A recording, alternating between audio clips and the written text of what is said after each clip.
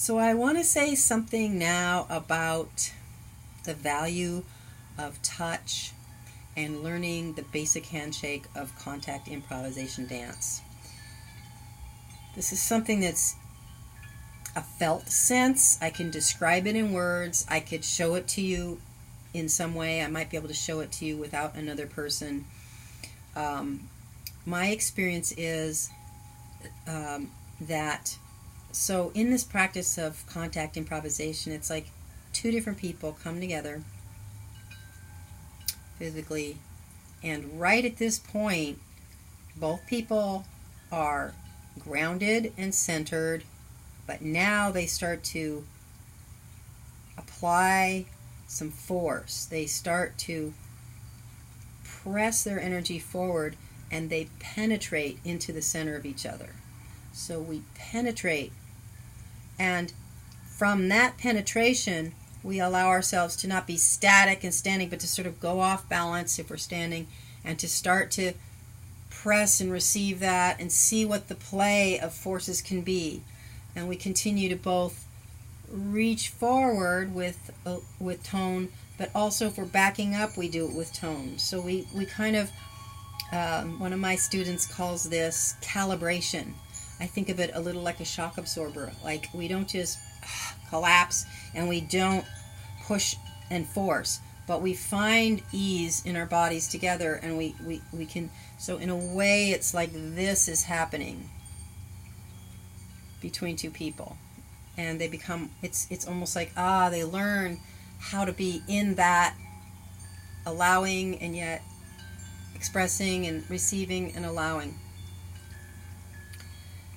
I have found that the most effective way to introduce that is with more force rather than less. You could do this at a very fingertip level, and you can dance around someone's space, and some people can do that, immediately, and some people can't at all.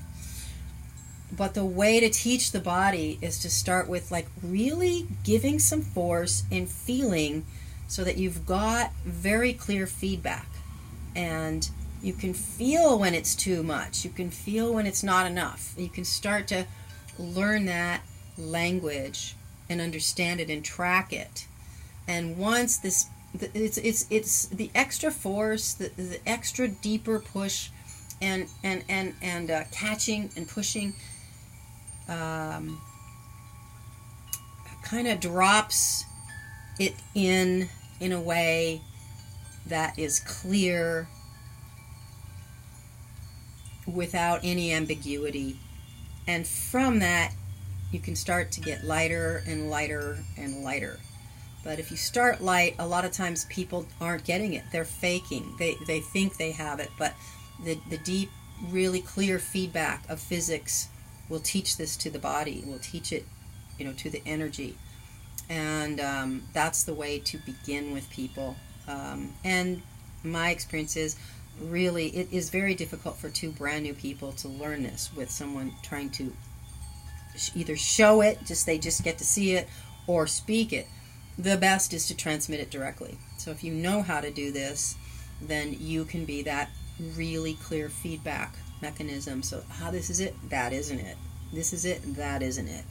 Like give me a little more, a little less, like drop your shoulder. There's a way that the whole body becomes engaged in this play, and we have this core that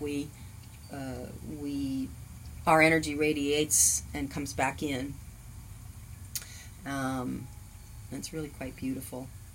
And when we refamiliarize ourselves with this, because it's a basic movement pattern from infant developmental movement, and it's how we all move, but we're mostly trained out of remembering how that happens, and we're in sort of mechanical patterns that are habitual.